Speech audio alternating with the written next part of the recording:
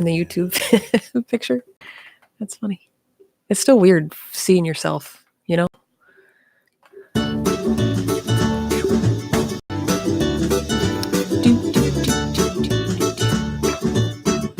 And here we are. It is time for My LoSo Lifestyle with Mary Schepp. Mary, why don't you catch us up on what we talked about last week and what we're going to talk about this week? So we're going to talk about whatever I want because it's my show. And I like saying that. It's fun for me. This week, politics. No, just kidding. Don't tune out. Please don't tune out.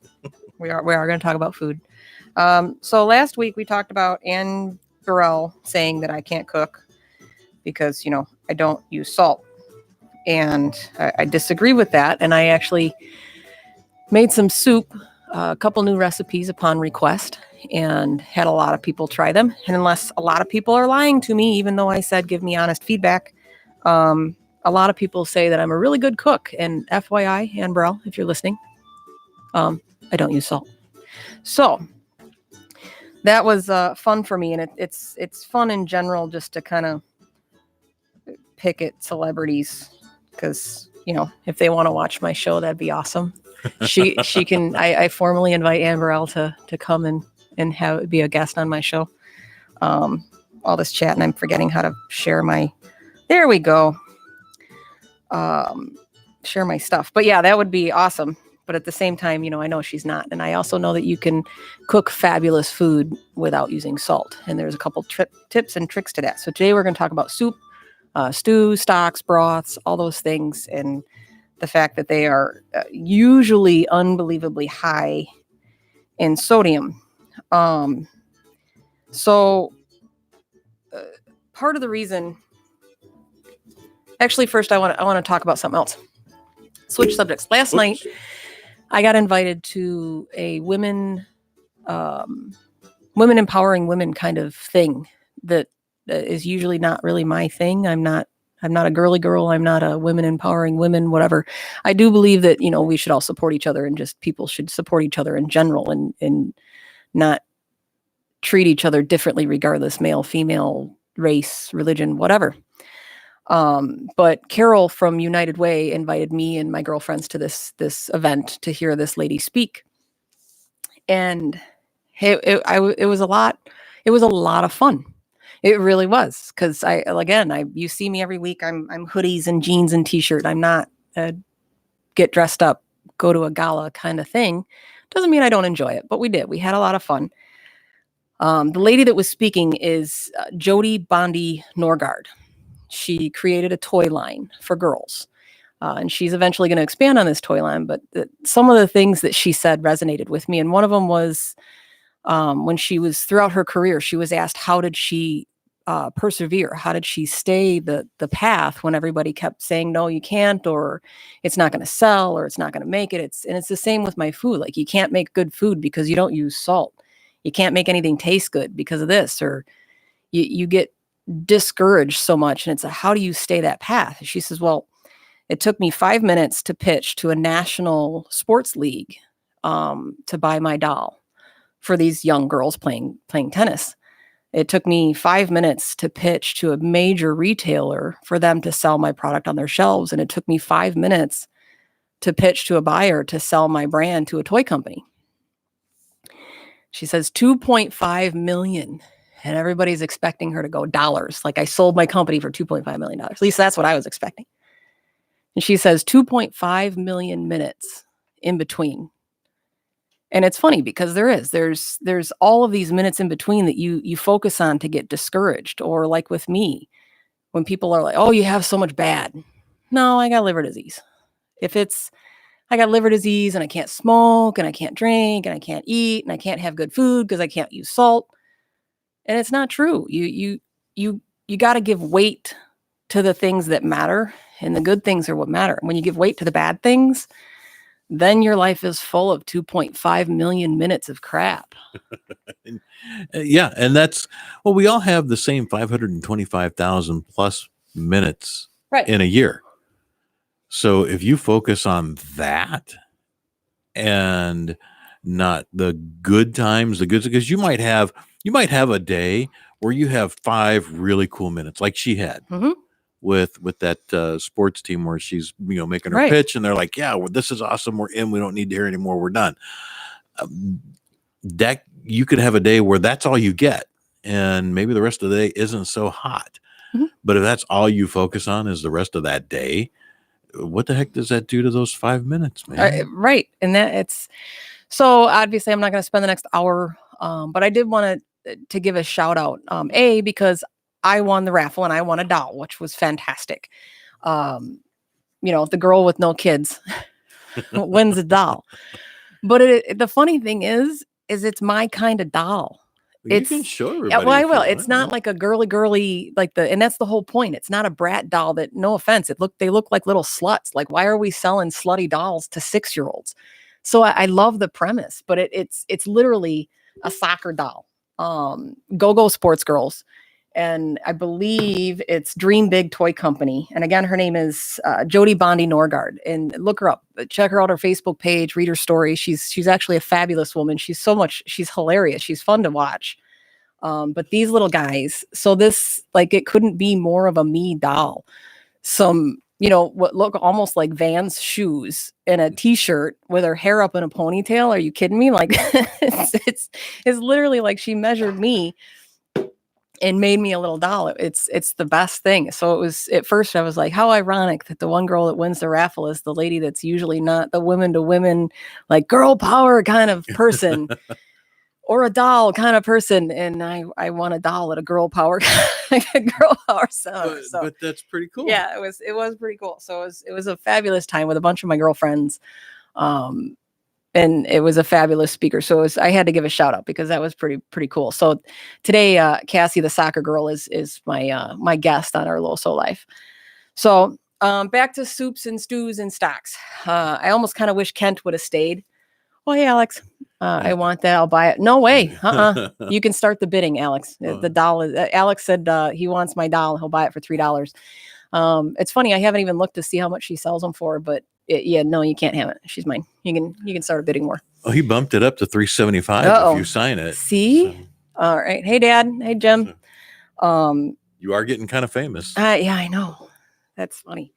So I have a friend of mine that works with me, and she's vegetarian, and she requested a soup.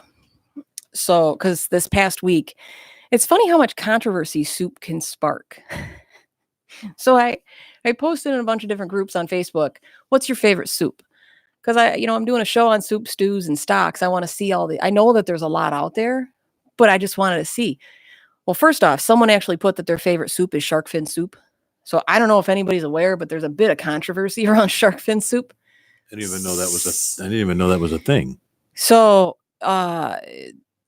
overseas, the controversy is the fact that I want to say it's either Chinese or Japanese soup. Forgive me for getting it wrong, but either way, overseas they have shark fin soup. It's a delicacy. It's sought after. But the reason why it's controversial is because they kill the shark for the fin. So they will slaughter mass quantities of sharks purely to cut their fins off. Fin. And then they throw the rest of the shark away or whatever. So there's where the controversy. You want to kill an animal, be respectful and don't just, shoot a deer to take its antlers and put a trophy on your wall. You shoot it because you need it. You sustenance. Like you do it for the right reasons. If, of course, there's a whole argument about that. But some people hijack. All I asked was, what's your favorite soup? People hijacked my post and one guy put a Trump Biskinski soup, making it a political thing. Someone put leftist lentil. Someone posted that, this topic is irrelevant. Like, really? Why is your life so miserable that you have to hijack someone's post on Facebook about soup? It's friggin' soup, man. Like, come on. But the nice part was that there was a lot of people that responded, and there's a ton of different soups. Of course, you got different classes of soup, thick soups, creamy soups, all that stuff. And you have different, Asian soups, Mexican soups, Russian soups, Polish soups. There's every kind of soup you can think of on the face of the planet. Alex says many leather-bound books and her soups smell of rich mahogany. I don't know if I'd want a mahogany soup. Right. That's funny. Leather soup. What is that? That's from like the Depression days, right? When they would throw old shoe in boiling water and you have leather soup. Yeah, that sounds absolutely horrible. And then the funny thing is a lot of soups and stews come from poverty, and they're some of the best things around. But these days, it's funny because the two soups that I created were both vegetarian because the girl that requested the soup was a vegetarian. And she requested, I believe it was Southwest vegetarian bisque that used to be made at Great American Bagel. Of course, Great American Bagel isn't really around anymore. There might be a few locations somewhere in the country that I don't know of, but they're still around. So it's been so long since there's been one around that I can't find anything. And of course, she's like, well, it's got beans and corn. Thanks for the heads up. That's a lot to go on. Beans and corn. So you got water, vegetarian soup with beans and corn. Yeah. So I did. I made a vegetarian vegetarian Southwest bisque, and of course, someone chimed in and said it's not a bisque, and it's not. Is a bisque? Those are cold, right? No. Oh, that's common. That's very common. A lot of people think bisques are cold. A bisque is typically a thick, creamy, strained soup, kind of like you'd think of a cream tomato soup. Okay. However, the base of them is usually a shrimp or a crustacean stock. So it's usually a seafood. So like when people say seafood bisque, it's like saying an Akita dog. Akita means dog in Japanese. So you're just saying dog. And bisque is a seafood soup. So you're essentially saying seafood bisque is seafood. But more commonly now people call any kind of creamy soup a bisque because they want to sound fancy in French. They want to, so like if you're watching the Food Network channel or something and they start making the creme fraiche or whatever? Right. Oh, it's French sour cream. Yeah, it's friggin' sour cream. Right. They just. I mean, it's a little. It's like using a different type of milk. You know what I mean? Like if you get Pepsi versus Coke, they're both soda. Yeah. They might have a little bit of variation. It's the same with creme fraiche or anything else. It's a little bit different variation, but.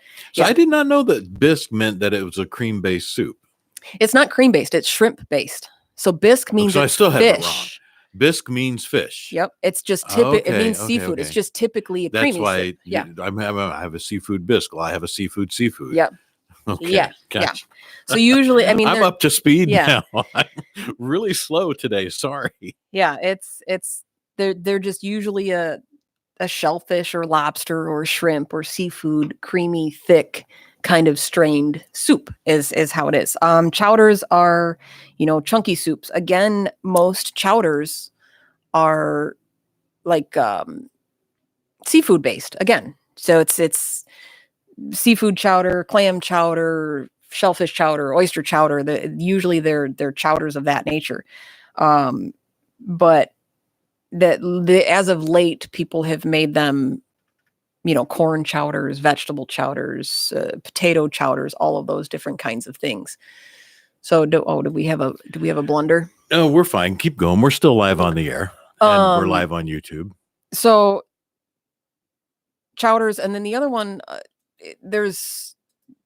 most people probably haven't heard of a velouté. We talked about velouté a little bit on our sauce show last week because it's a type of sauce, a velouté sauce. And then there is also velouté soup, which like a cream of mushroom soup, a lot of times is a velouté soup. Velouté is technically a stock-based, thicker, creamy soup. And then you have cream soup, which is a bechamel-based creamy soup. But again, people don't say velouté, they say cream soup.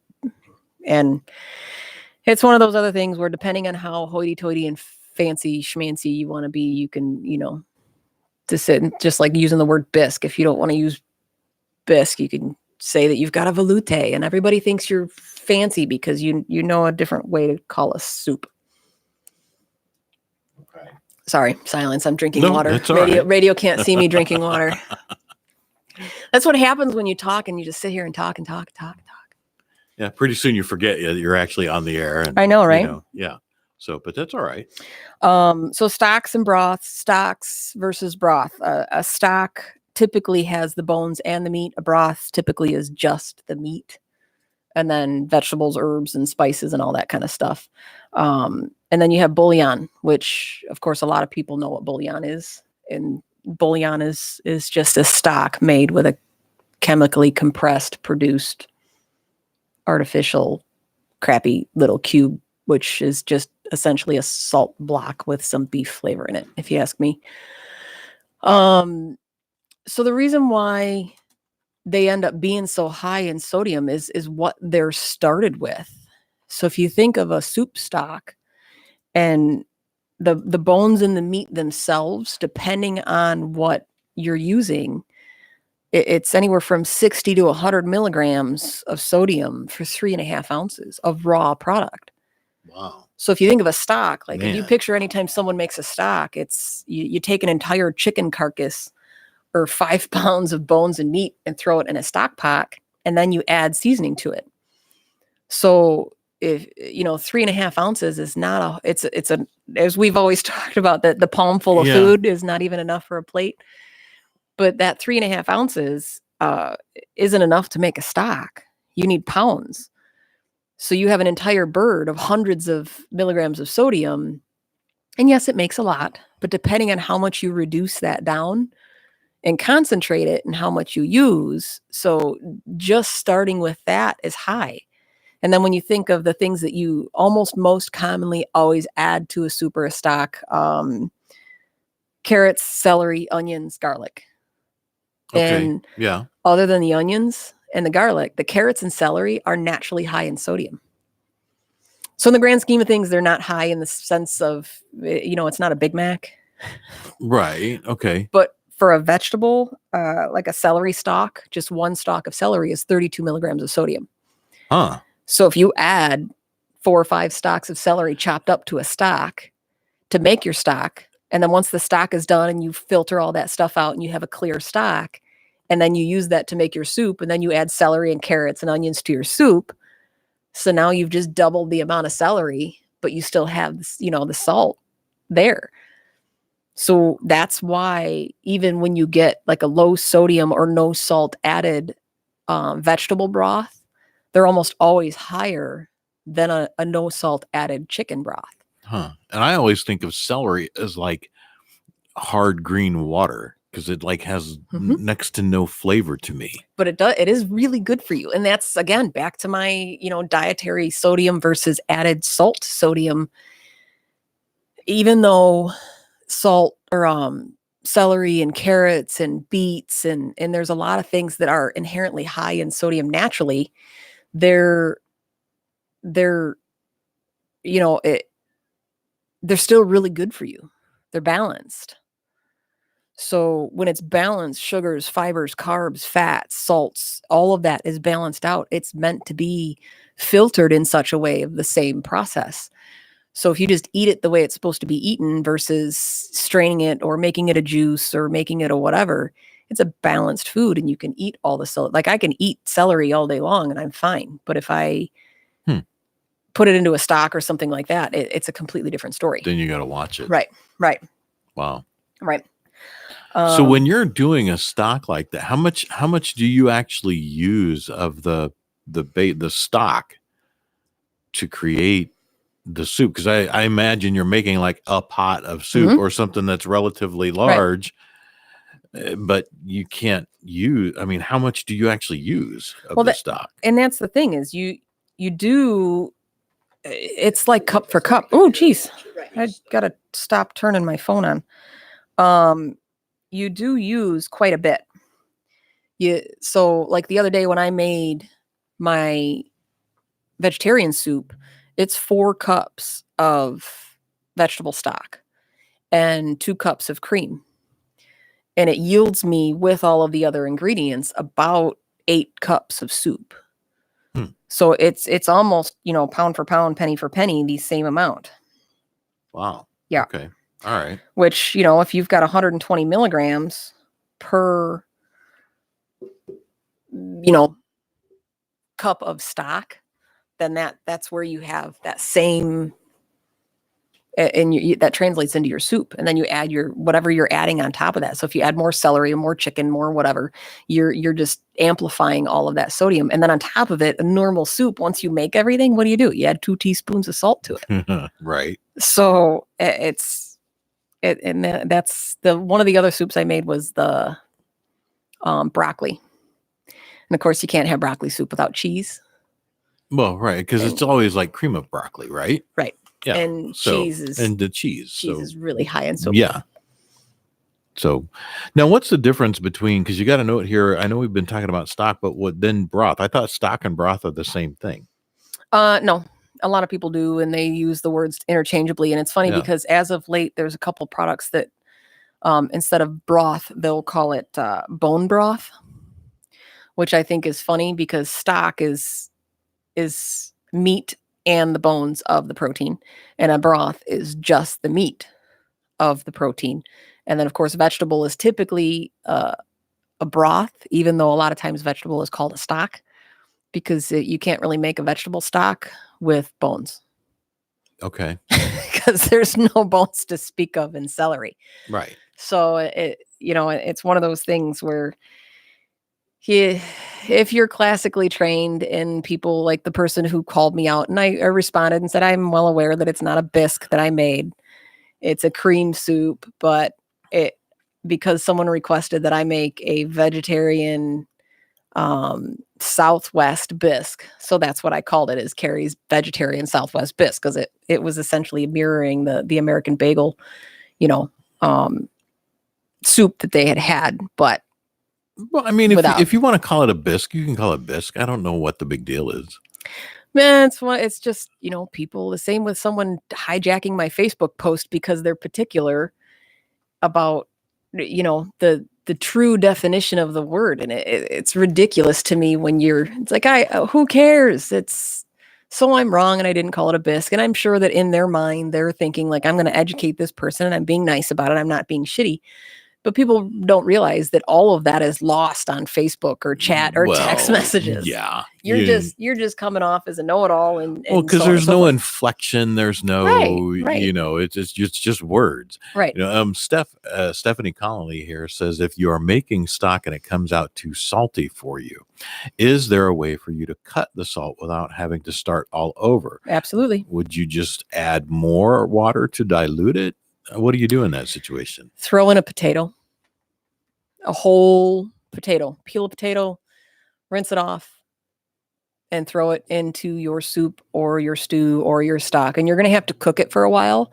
And if you cook it for a while and it reduces down, then you will have to add a little bit more water to dilute it a little bit. But the potato will actually absorb all of the stock. Wow, man, we keep getting booted off. Facebook just does not like us. Yeah, I don't know. Facebook has been temperamental all day with us here today, but we're still streaming live on YouTube. We'll go back in here and we'll do part 3 on Facebook, and we're still live here on 216 the Net. And we actually have folks tuning in and saying, woo-hoo! Hey, they're over here. They're listening on the app and on the website and all that good stuff. So we get to see them coming in and out of there. So we've still got quite the audience. So again, you're getting kind of famous. I know. Yeah.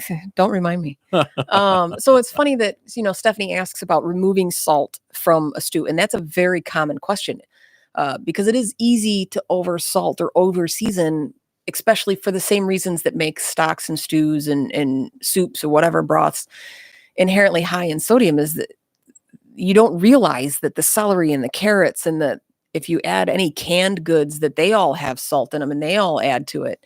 The next thing you know, you get to that point in the recipe where it says, okay, now that you're done doing your real vegetables and your real whatever, and to add your seasoning, and you add that seasoning, and now you're like, holy crap, this is a salt block. And you do throw in a potato or two and it will suck out all of that salt. Not all of it, but a lot of it. So it does help. Now, on the flip side of that, I posted my Cabernet beef stew, beef roast recipe on my page at My LoSo Lifestyle this morning. And one of my tips was that a lot of times when you make a soup or a stew or a pot roast, you cook the potatoes with it.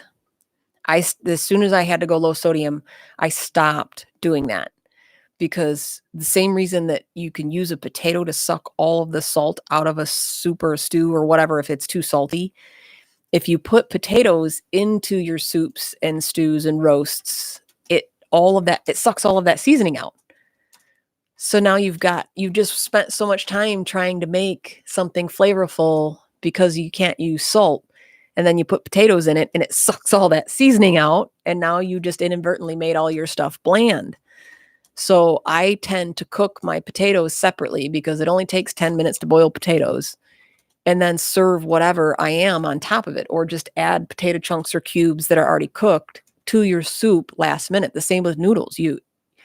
If you add new noodles to a soup that you're not going to eat right away, they get mushy and gross, which is why whenever you get canned chicken noodle soup, the noodles are kind of almost baby food.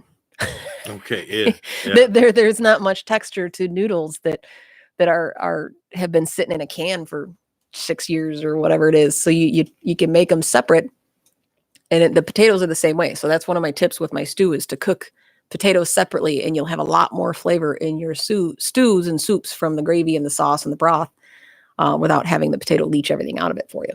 Okay. All right. Well, that's interesting. And hopefully Steph will swing on over to either YouTube or 216thenet.com, or, of course, download the app, and you can catch all of this show. In fact, you'll catch the show in its entirety on all of those other locations. And, of course, you can catch it on YouTube anytime after this is done, because YouTube will now have all our foibles and all of our gaffes and all of the interruptions, because, it's been streaming live constantly through the entire show here. So YouTube seems to be super smooth. Facebook, the bots and everything on Facebook usually gets a little temperamental. Don't know why. Some days it has good days, some days it has bad days for streaming. But why don't we talk a little bit about what's okay? You got bouillon, you got consomme. What is consomme? So a consomme is just, it's a stock. It's just super strange. So if you ever go to a restaurant and they have consomme on the menu, it's essentially a broth soup. It's just a really enhanced, flavorful, thin strained. It's like the difference between butter and clarified butter. It's very clear. It almost looks like water, just barely tinted like a light tea, but it's super flavorful. It's just reduced and reduced and reduced and cooked and cooked and cooked and then strained. So like pho, which it's a Filipino or Asian soup type. It's very, very good, and also usually very high in sodium. But the stock is the trick to a good pho. It's one of those things like a mole where it's got a billion ingredients. Typically, it's cooked for a long period of time. They're usually very protected recipes. And then you put ramen noodles, a hard-boiled or soft-boiled egg in them, and thinly sliced beef, and then the broth cooks it. So there's some fabulous phos out there. It's or like proper ramen. So a lot of people have had ramen noodles. Well, the little 73-cent pack ramen noodle, which that's not real ramen, but I actually like that kind of stuff. I actually like ramen. Probably because it's a salt block. Yeah, it basically is. The noodles are even salted. It's one of the few pastas that's actually salted. So if you don't even use the salt packet, the ramen noodles themselves, it's like 110 milligrams of sodium or something like that. Wow. So it's like spaghetti has 0 sodium, but ramen noodles have 100 milligrams. There's actually, I think, a ramen restaurant opening soon near us, and I'm excited. Even though it's going to be super loaded in sodium, I'm probably still going to at least try it. Really? I haven't had real ramen since I lived in Chicago. And the real stuff is good. Yes, it is so very good. It's like real Italian food. Everybody's got a lasagna recipe, but until you have lasagna or you have a sauce or a gravy from an authentic Italian grandmother. Well, see, and luckily my wife's her maternal grandmother they were 100% Italian. So we've got recipes from those, and every great once in a while she'll make the stuff that used to like her dad grew up with. And before I met my wife, I didn't actually like Italian food, but I grew up in Kansas City where there's no such thing as actually really Italian. Plus my mom couldn't cook anyway, but I just wasn't a fan of Italian food. I even liked pizza growing up. It just wasn't my thing. You are a strange little ginger. Oh, I like it now. especially when she cooks it. Because my wife is a freaking awesome cook. But well, that's a good thing. There's a reason. That's awesome. Yeah. So it's funny, all of the different things that you can call a soup, I am the queen. You'll hear in a lot of my recipe followers, I guess, long before I had a show, people that had followed my recipes and in my low sodium group on Shaking the Salt, I always call everything a thingy. Because speaking of lasagna, you have all of these things that have a name. So lasagna essentially just means layers. So you can make anything a lasagna. It doesn't have to be your typical pasta type thing. Right. But everything has a name. So but what I'm like, well, I don't know what to call it. It's a, spicy, noodly, chickeny thingy with corn. So I started everything I have, all of my recipes. There's so many of them that end in thingy. Spicy, chickeny, fiesta, thingy. Noodly pasta, spicy, whatever thingy. Like it cheesy, beefy, whatever thingy. It's so I make all, and now that it's kind of become this trend where there's a few other people that do enjoy cooking and we all kind of share recipes and we all make these thingies. It's a mushroomy thingy. It's a vegetable thingy. It's a hodgepodge everything. There's one lady, Deb, she has like a clean out the fridge day. Okay.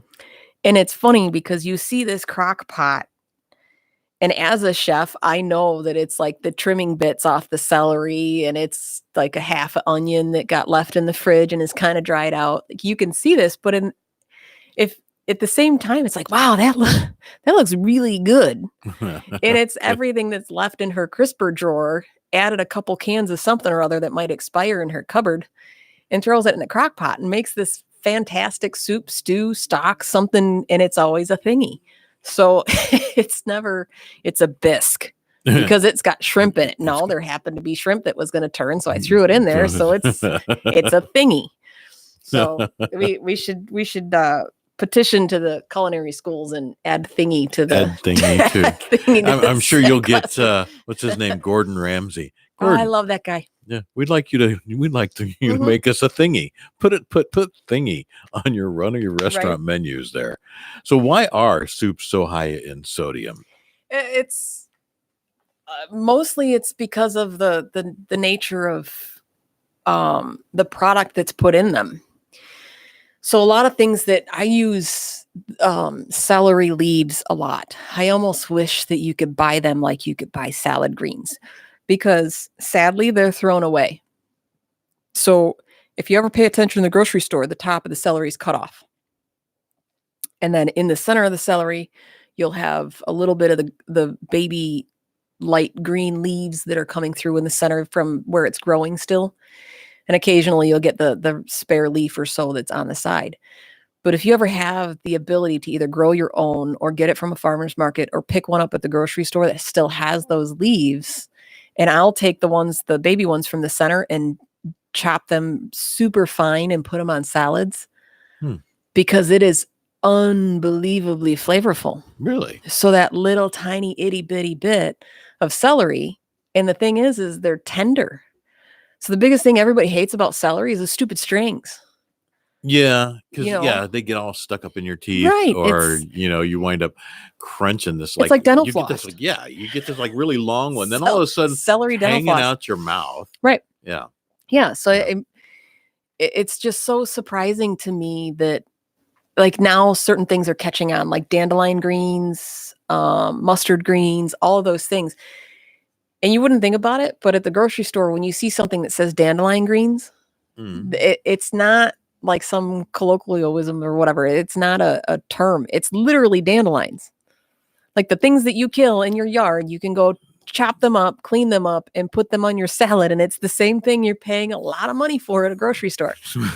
Trader Joe's. Right. You just dropped, $12.50 for a bundle of dandelion greens. And it's the crap in your yard. Yeah, it's okay. It's the weeds in your yard. Okay, hear that, folks? If you want to make something really tasty for your salad, just go out back before you mow and start digging all those little, don't start spraying, start digging. There's another soup that I've made. I don't even know. It's another thingy, but it's like a quick tomato soup. Okay. And I kind of called it a bruschetta soup because I would put almost a bruschetta where it's, diced tomatoes and basil, and I would dice up, julienne, that the celery tops, Mm-hmm. and it makes, or salsas. I wish I should do a whole show about celery tops because I kid you not, I spend 10 minutes digging through celery like the crazy milk lady looking for expiration dates because I'm trying to find ones that have extra greens on top because I'm like, why do you cut them off? It's the best part of the celery and they're chopped off. Chopped off and thrown away. Right. Yeah, it is literally the most flavorful part of the. So I didn't even know that. A lot of times when I make soup, I'm not a fan of the texture of celery because even when you cook it down, you still get those ribs. And unless you peel your celery, which is a huge pain in the butt, you get that dental floss that I just don't care for. So instead of that, the same with parsley. Parsley doesn't really cook down a whole lot. So you can make an herb bunch, and I'll actually wrap a few sticks of celery and a few sticks of the center bit of the celery together. So the curly parsley and celery together, and then just let that whole bundle of herbs, like a bouquet of flowers, soak in my stew or soup or stock. And then when I'm ready to either store it or eat it or whatever, you just pick that out like you pick out a bay leaf.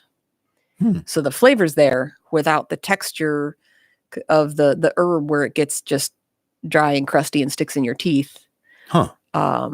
Or the celery, which I just don't care for the dental floss in my soup. It's not my thing. No, I don't mind cut up celery. I don't in soups and in whatever hot food. I do not like al dente vegetables. I don't like vegetables. I was going to say, you don't like vegetables to begin with. No.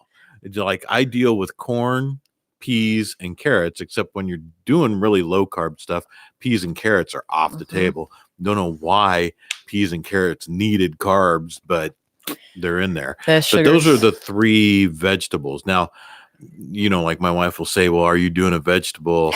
And if I'm doing carbs, I'll say, well, yeah, I got mac and cheese because it's yellow. Right. So anything yellow to me is a vegetable. I'm done. Everybody else on the planet thinks greens are vegetables, and you go the yellows. Yeah, if it's yellow, it's a vegetable. I don't care what it is. So, but see, that helped when I'm looking at a Twinkie, and it's kind of yellow. So, well, that's and it might have something in it that's vegetable like, right? For the flour, right? But I don't know. That's a grain, though, isn't it? Yeah. So I don't care if it's yellow; it's a vegetable. But that's where again with soups, you get so much, and it's funny because when you pay attention, I don't understand why pre-made soups at the grocery store have to taste so bad. Low sodium pre-made soups have to taste so bad. I make some pretty fantastic soups, and it's not that salt is a preservative. That's a huge misconception. And I know I'm going to get feedback from anybody that does canning or whatever, because there's a lady at the farmer's market that has argued with me until she's blue in the face about how salt. No, it can be if you're doing like a fermented product, like cabbages and stuff like that, where it's literally cabbage and salt in a crock, or dill pickles where it's cucumbers and salt in a crock, and it's controlled fermentation. So, but it's not necessarily a preservative. So you still have to preserve those by some means to make them shelf stable. And it's not the salt that makes them shelf stable. It's either an acid or a heating process and that's why you do pressure cooking, because in canning, when you pressure cook a soup or something of that nature, the point of the pressure is to get the water or the liquid or the something hotter than boiling. And you can only do that under pressure. So at boiling, it's physics. You can't get boiling water hotter than a certain temperature. Okay. It just isn't. It's going to get X amount of hot, and it's going to boil, and it's going to release that energy, and it's going to stay X amount of hot. to get past that level of heat, you have to apply pressure. It's the same with cold. You need to apply pressure, hot, cold. It's all this stuff. So that's why you pressure cook, so that you can get it past that level of heat to kill the germs, to reduce your risk of botulism or anything else. But you also, it's not just the heat. You need an acid, or so when you look at canning recipes, they always have some kind of, lemon juice, lime juice, citric something or other, vinegars. There's something like pickles. It's equal parts vinegar and sugar, because you need that balance to make it safe. It's not, you can make no salt jams. How many jams are so low sodium? It's just what's in the berry. Well, you made that cranberry sauce, and that's friggin' awesome. Yeah. I was just eating it out of the jar. It's funny. I bring you a bottle of I really didn't expect you to crack it open and taste a spoonful here. And next time, I do make now that I know you like spicy stuff, a chipotle cranberry sauce. Chipotle cranberry? That sounds weird. It's like a smoky heat. And the reason is because it goes fabulously on pork chops. Because cranberry goes really well with pork chops. It goes really well with turkey. That's why you have it at Thanksgiving. But that heat and the sweet, kind of like, chocolate covered jalapenos. I've never had that. Chocolate covered jalapenos. I've never had that. Yeah. That sounds pretty friggin' good, actually. I was gonna say. So, but no, I've never even knew that was a thing. Yeah, but it's so when you look at the canned soups at the grocery store, and this is back to my love-hate relationship with whoever invented serving sizes, because you get a can of soup and it's 2 servings. Who eats half a can of soup? Like a little can? Like just the little tiny cans are usually concentrates that you have to add water or milk to make a soup. Like the little tiny can of tomatoes or whatever. But like a regular can of Campbell's. That's like this big, and it's 2 servings. That's supposed to be 2 servings. Mm-hmm. So the heart-healthy ones, to be heart-healthy in reduced sodium, not even low sodium, reduced sodium, if you notice, they are all 410 milligrams per serving. Why 410? Because it has to be at least 410 milligrams or lower for them to be able to label it low or reduced sodium. So how do you do that?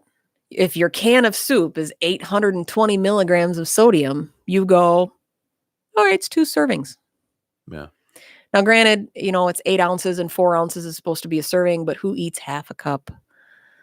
You don't eat half a can of soup. You dump the whole can. And if you're 2 people, it's husband and wife, me, husband and wife, I'm not going to split a can of soup with my husband. Yeah, no, that's a 2 can per person. I know. It's a can a person thing. Right. And so, so even the reduced sodium is 400. So back to our, sodium is money thing. If you can spend $2,000 or 2,000 milligrams a day, and your half a can of soup is 410 milligrams or $410 out of your $2,000. And then what happens if you want to put croutons or cheese or have a piece of toast, and your toast is 250 milligrams? That's the other thing. Bread. 1 serving is 1 slice. What do you do with bread? You make a sandwich. Yeah. So it's just now that occasionally you'll find bread that'll say that it's 2 slices per serving. Yeah. Now we have found this low carb bread. I don't know where. I can't remember where my wife gets it.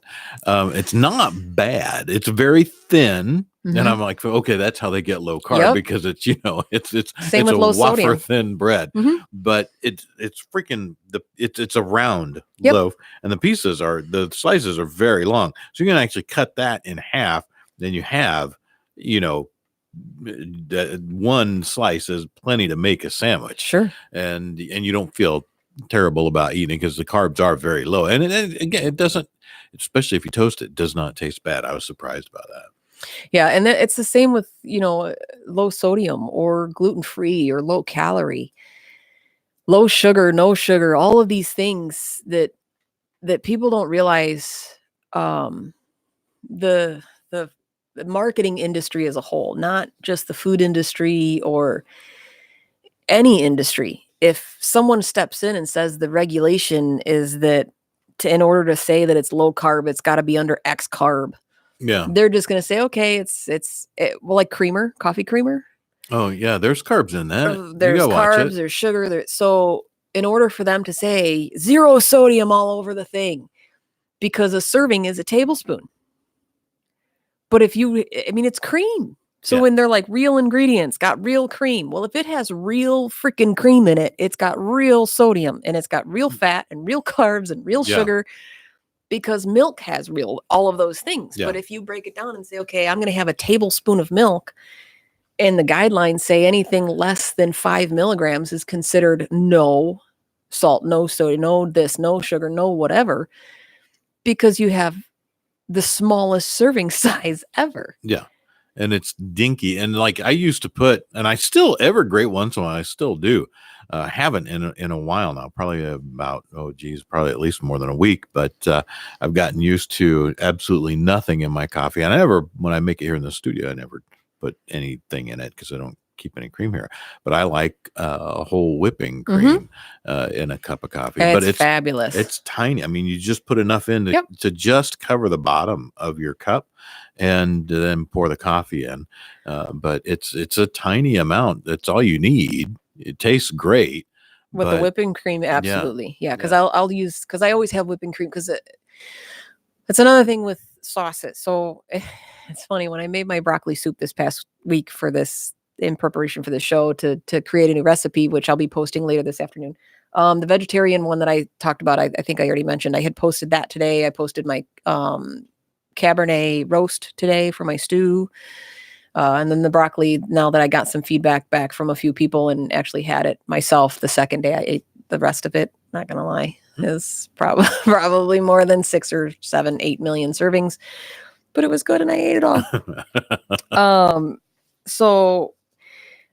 But it's funny that you look at these things and there's this serving, or like you're saying with coffee, where the creamer, when you think about it, those little itty bitty tiny things you see at the restaurant, that's a serving. Yeah.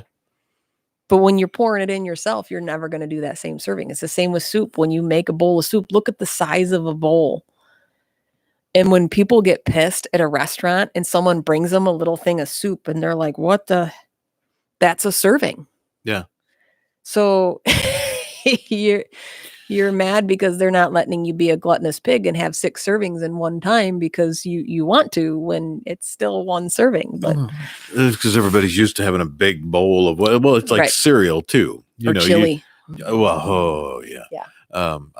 I freaking love chili. But I'm making another vegetarian it must be vegetarian week at my store. I cook every quarter for my crew. And newsflash, and I'm going to call her out a million times. I feel bad. Eventually she's going to hear this and, somewhere down the road, she's going to come hollering at me, whatever. Yeah. But I cook for my crew.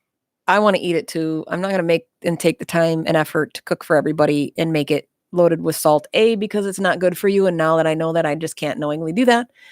But they never know. They never care. They know I low sodium. They have no difference. They gobble it down, love it, every bit of it. This weekend, when you hand it to them, it's free freaking food. Who doesn't like free food? But yeah, this weekend I'm making a vegetarian squash chili. Butternut squash, acorn squash. It's good stuff. Squash chili. I've never had that. Yep. It's good stuff. So now talk a little bit about stews. I know that is here, and we kind of blew past the bottom of the hour. We're actually already up to rounding up to the top of the hour here. So we got about 12 minutes left today. Let's go ahead and hit on stews, because you've got them here on your notes. Stews are, it's my favorite poor man food. I love stews. It's pretty much anything that is cooked down, and the subsequent gravy is essentially the stew. So when you cook down a meat or a vegetable or something, so essentially like a chili is even a stew. It's just that combination of ingredients that turn into a gravy. And usually it's tomato based or beef based, like my Cabernet roast the Cabernet stew that I make. I love cooking with wine, especially low sodium. It's one of my tricks to add flavor. And I know that there's a lot of people out there who can't drink. So there are some other avenues. A lot of times you can get different juices, like a cranberry juice, but you got to make sure it's an unsweetened cranberry juice or pomegranate juice or something of that nature, because when you get, or even grape juices, but it has to be a raw, all natural juice. Not like a processed kind of thing that you're going to drink out of the jar off the juice aisle. And it's funny because when you think of how much sugar, you would know as being a low carb person, how much sugar is in stuff. Oh my gosh, yeah. Oh, it's unbelievable. So you wouldn't think that it would be that big of a difference because you're like, oh, it's a stew and you're going to have a whole crock pot of it and it'll get diluted and the sugar will break down. No, if you put a teaspoon of sugar in a giant crock pot, because I use sugar to combat the acidity and the tinniness of canned tomatoes, and it helps with that. But you need to be very ginger with it because a little bit of sugar goes a long way in those types of meals, and you can taste it. And most processed stuff is made with a sugar syrup. Or the high fructose stuff. Right. They put high fructose corn syrup in every daggum thing. Probably because it's cheaper than actual real sugar. But it's also really bad so for stews are essentially, I mean, a stew is my favorite thingy because you can make it out of just about anything thrown in a pot. Now, again, shout out to cast iron, because like my Cabernet, one of my followers, Lisa, had said, you don't skip the browning. And she's 100% correct.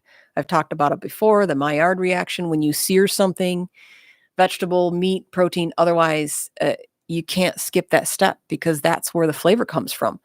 So if you're going to sear something and make a mess of a pot, why not just leave it in there, add everything to it, and put it in your oven?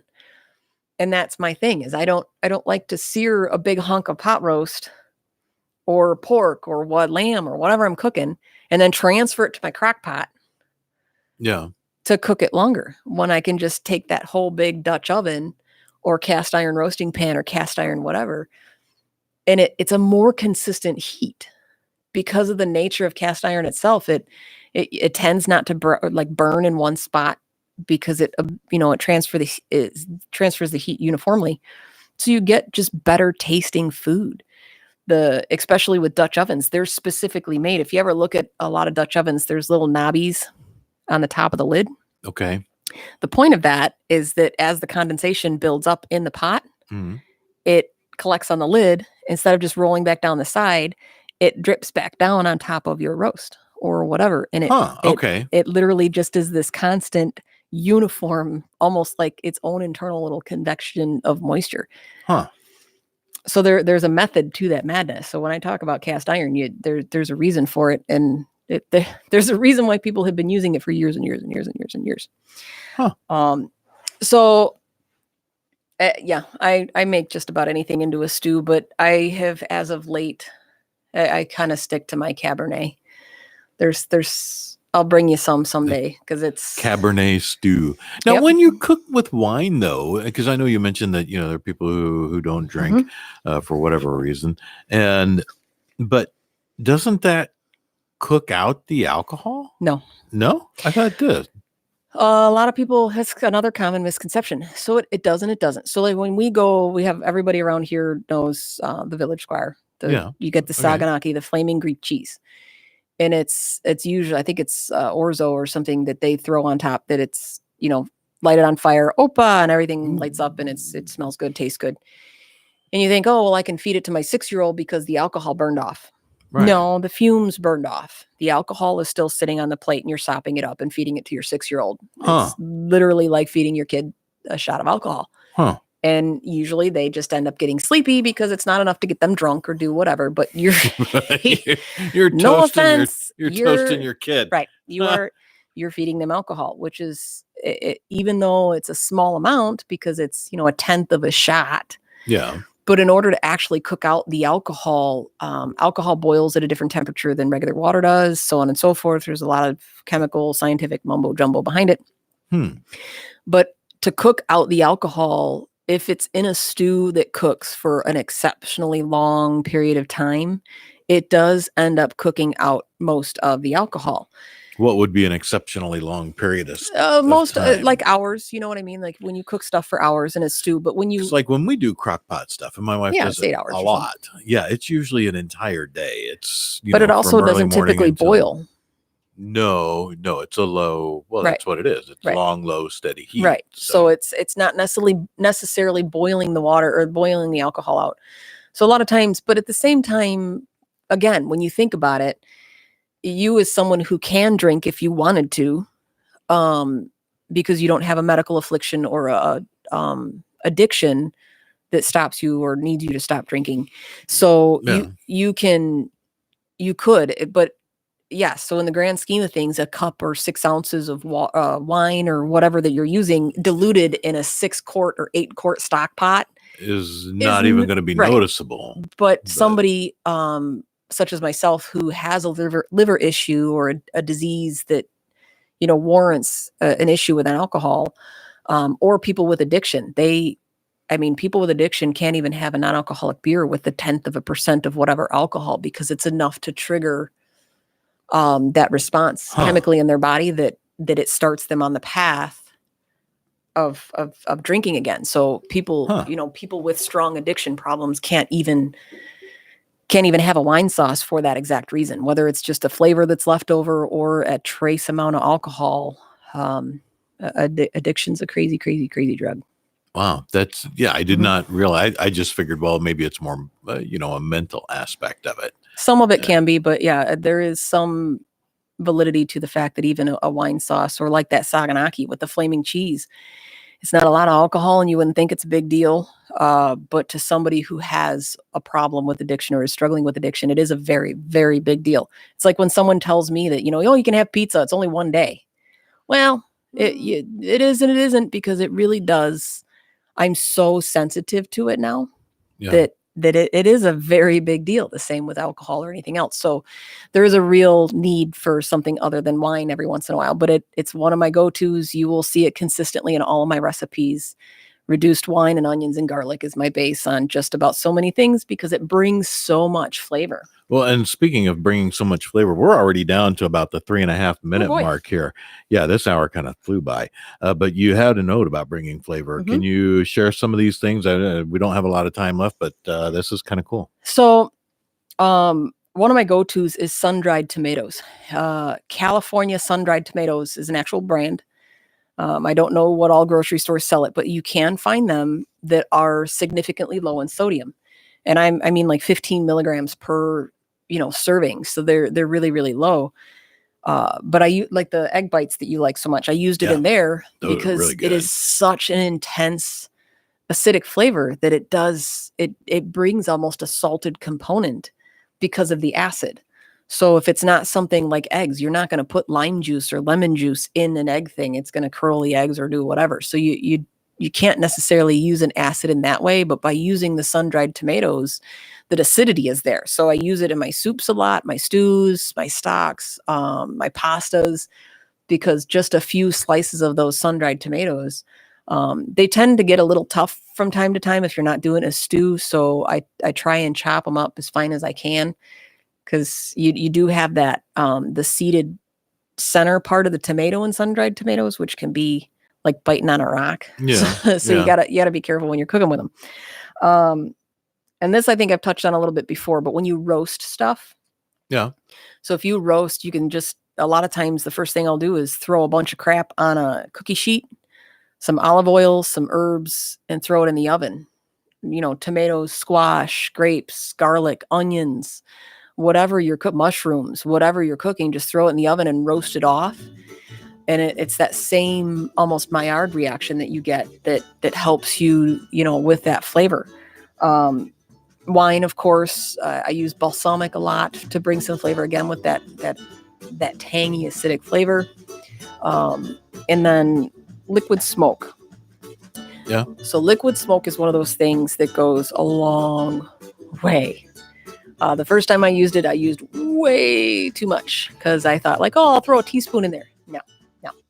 Start with a little bit and go on from there, because it's like if you've ever had something that someone smoked, like a smoked cheese or a smoked fish, and it's over smoked. Yeah. Because I use a smoker a lot. Right. So yeah, you can get that over smoked and it goes too far. But yeah, those all are huge flavor bombs. We've got about 12 seconds. So what would you like to leave everybody with now? Find all my recipes on my LoSo Lifestyle on my page. If you get a chance, check out Jody Bondi Norgard and her page, because she's a fabulous, fabulous woman with a fabulous cause. It's awesome. And if you have any questions, feel free to post and ask, and I will talk about it on my show. Awesome. All right. And tune in next week, 11 a.m. Central Time, to catch my LoSo Lifestyle with Mary Schepp. We'll see you all next time.